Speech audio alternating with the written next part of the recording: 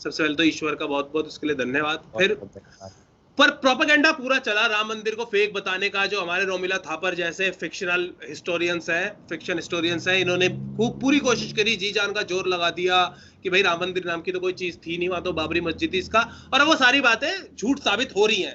अब अवशेष सबूत निकल रहे हैं नीचे खुदाई में, जब खुदाई हो रही है तो। पर एक चीज जिसके बारे में कोई बात नहीं करता, सिर्फ और सिर्फ मैंने आपके ही चैनल पे, आपके ही मुंह से, आपके वीडियोस में सुनी है कि मक्का मदीना के ऊपर कोई डैन गिब्सन की रिसर्च है, जिसके बारे में आप बात करते हुए मक्का मदीना की वैधता के ऊपर आप सवाल उठाते हो। उस रिसर्च ने कुछ सवाल उठाए जिसके बारे में सिर्फ और सिर्फ आपने ही बात की है। वो मक्का मदीना को लेकर डैन गिब्सन की रिसर्च क्या है, जरा उसके ऊपर रोशनी डालिए। बहुत जरूरी है, बहुत ही महत्वपूर्ण टॉपिक है कि हमारे श्रोता जो है इसके बारे में सुने, मैं भी, मेरा भी थोड़ा एनलाइटमेंट हो इसके बारे में, तो हमें रोशनी डालिए इसके ऊपर जरा।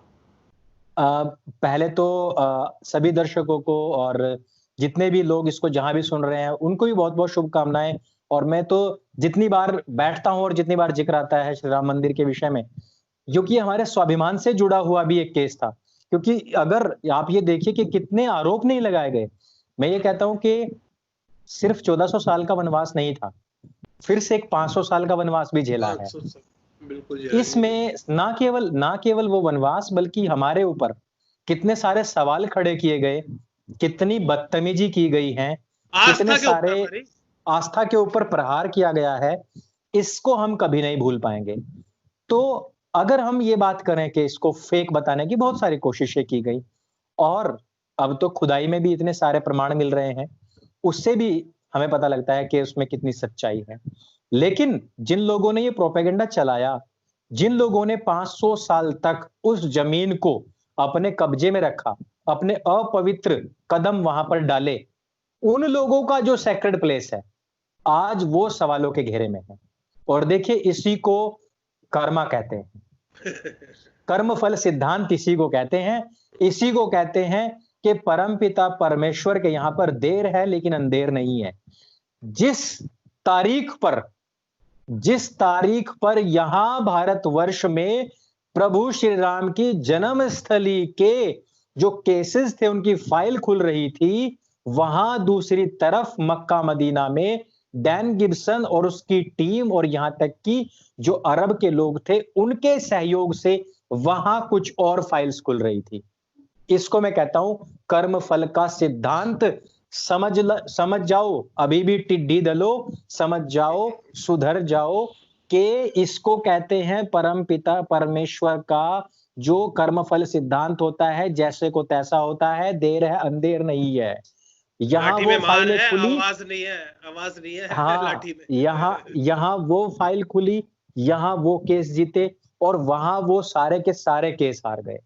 180 करोड़ लोग, 57 देश, नाम मात्र की ही सही लेकिन 10 यूनिवर्सिटीज, लाखों इमाम, मुफ्ती, हाफिज, और एक पूरा का पूरा प्रिंस की फैमिली जो उसकी संरक्षा करती है। एक व्यक्ति का भी जवाब, एक व्यक्ति का भी प्रमाणिक जवाब डैन गिब्सन के वीडियो के ऊपर नहीं आया है, उसकी रिसर्च के ऊपर नहीं आया है। उसने अपनी वीडियो, 1.5 घंटे की वीडियो हमारे वैदिक इन्फो चैनल पर पड़ी हुई है, उसको आप देखिएगा जरूर, हिंदी में है। उसने एक एक चीज बताई गौरव भाई, और सबसे बड़ी चीज उसने ये बताई, मक्का मदीना कोई पवित्र शहर नहीं है। मक्का मदीना एक बंजर क्षेत्र था, यहां कोई भी पवित्र पूजा ग्रह नहीं था, ना यहां पर कोई गारे हीरा नाम की कोई गुफा थी, ना यहां पर जो उमरा करते हैं वो दो, जो इन लोगों ने 2 पहाड़ियां बताई हैं जो कुरान में जिनका जिक्र आता है, जिनका ये चक्कर भी लगाते हैं, जिनके बारे में कहा जाता था कि इनके जो प्रॉफिट थे वो उसके ऊपर खड़े हुए थे उस पहाड़ी के, और उन्होंने कहा कि सोचो कि मेरे पीछे फरिश्तों की, अल्लाह की भेजी हुई एक पूरी फौज खड़ी हुई है, तो क्या तुम उस फौज के सहारे आगे युद्ध कर सकते हो? वो पहाड़ियां आपके 10 फुट के मकान के नीचे बनी हुई हैं आज, यानी था उसको पहाड़ियां बता करके आज प्रकट किया जा रहा है, बताया जा रहा है। और आप अंधभक्ति देखिए, ये अंधभक्त कहते हैं ना, आप सोशल मीडिया पर देखिएगा, ये जितना टिड्डी दल है, ये सारे के सारे अरबी टट्टू अंधभक्त बताते हैं हिंदुओं को। ये इससे बड़ी अंधभक्ति और क्या होगी? वास्तव में यह जो सैक्रेड प्लेस था ये पेट्रा था, लेकिन जो इनके प्रॉफिट थे, जिनको तथाकथित अल्लाह के भेजे हुए नबी थे, आप ये सोचिए जरा कि उनकी मृत्यु में उनके खुद के लोगों का हाथ हो, उनके पूरे खानदान को मारा गया, बहुत बेरहमी के साथ मारा गया, और उसमें भी उन्हीं के लोगों, इन्हीं के अनुयायियों का हाथ हो, तो कितनी बड़ी बात होगी, है? आप सोच सकते हैं कि इस पूरे खानदान के ऊपर या इस व्यक्ति के ऊपर अल्लाह का कोई विशेष अनुदान, आशीर्वाद रहा होगा। इवन उनके आगे इस कार्य को चलाने हेतु अल्लाह मियाँ उनको एक पुत्र तक नहीं देते हैं, जबकि उनकी 11-12 बीवियां भी होती हैं, पुत्र नहीं मिलता है। वो अपने नातियों को, अपने दामाद को इसके लिए नियुक्त भी करते हैं, उनकी निर्ममता के साथ हत्या हो जाती है। ये सारे के सारे जो पॉइंट थे, ये सवाल खड़े करते हैं कि आप यदि किसी भी प्रकार से कुछ भी ऐसी पवित्रता रखते हैं, ईश्वर के द्वारा भेजे हुए, अल्लाह के द्वारा भेजे हुए, किसी को भी मान लीजिए भेजे हुए थे, तो आप अगर आप दैवी है, दैवी शक्ति है आपके अंदर, तो आप तो ऐसा आपकी कैसे हो ये सकता है? स्थिति है, ये स्थिति है आपकी, है ना? तो ये एक्चुअली क्या था कि पूरा अरेबिक कल्चर फेक है, इनकी सारी पुस्तकें आप पढ़े तो फेक है। इवन जो इन्होंने जो अपनी पवित्र पुस्तक जिसको ये कहते हैं, उस पुस्तक में नया कुछ नहीं है। इसमें नया बनाने लायक कुछ था ही नहीं, सारा तौरात, इंजील, बाइबल से कॉपी पेस्टेड है, और ये इन सब चीजों के ऊपर बड़ी डिबेट्स हो चुकी है, और वो सारी डिबेट्स ये लोग हार चुके हैं। डैन गिब्सन ने आज जड़ के ऊपर वार किया है। उसने बताया है कि उस टाइम के जो कबीलाई लोग थे, जिन्होंने इनके प्रॉफिट के पूरे खानदान को समाप्त किया, उन लोगों में से कुछ लोगों ने वहां जब उनकी हुकूमत नहीं चल पाई, वहां के लोगों ने उनका भरपूर विरोध किया, तो उन्होंने वहां से उठा करके अपने एक नई जगह कोई खोजी और वहां पर ले जाकर के छोटा सा सामान जो था वो रख दिया। वहां ये सारी चीजें हुई हैं। इवन आप इसकी इसकी जो क्रेडिबिलिटी है और उसकी जो पवित्रता है, उसके ऊपर बात यदि करें, 6ठी शताब्दी के बीच एक राजा हुआ है जिसका नाम था करामाती। वो करामाती इनके उस पवित्र पत्थर को चुरा करके, ना केवल चुरा करके, चोरी-चोरी नहीं, इनके लोगों का कत्लो गारत करके, लाशें बिछा करके आता है, उस पत्थर को निकालता है, निकालते वक़्त टूट जाता है, घर ले जाता है, उसके और टुकड़े करता है, 7 टुकड़े करता है, टॉयलेट में उसको लगाता है, उनके ऊपर पैर रख के मल-मूत्र विसर्जन करता है, और ये 1-2 साल के लिए नहीं, 23 साल तक करता है। और जब तक करामाती जीता है, इन लोगों की औकात नहीं होती है कि उसके पास जाकर के उसका सौदा भी कर सके।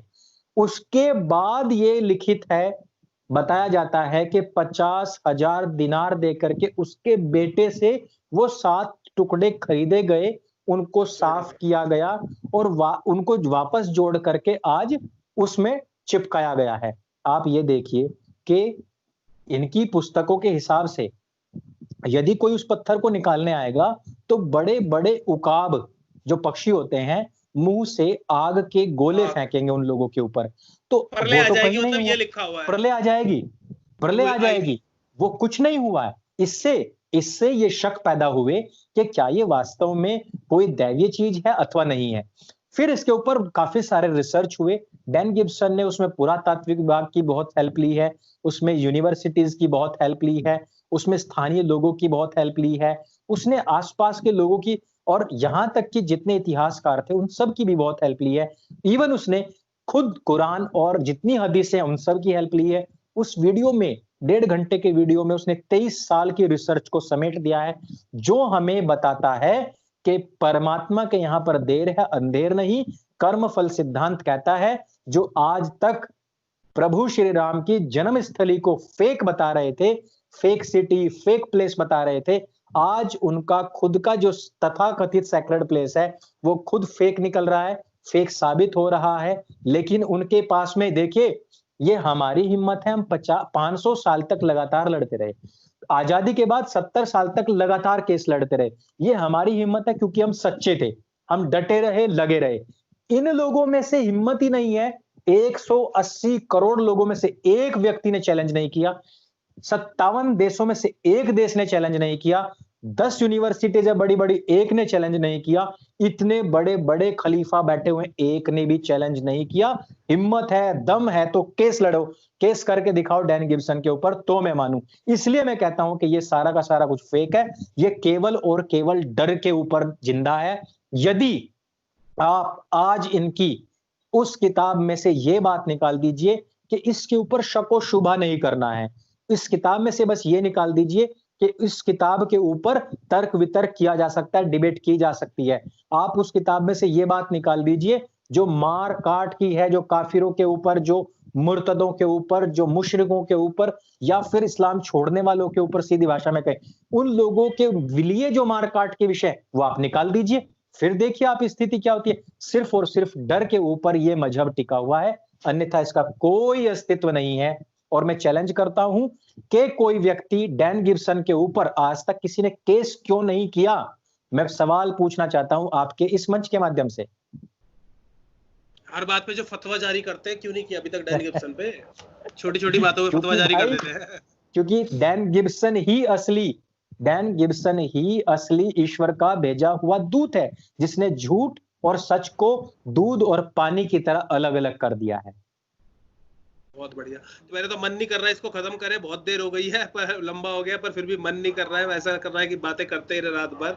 करेंगे किसी दिन ऐसा भी, बैठ के रात भर भी बातें करेंगे किसी दिन। और आप आए बहुत। और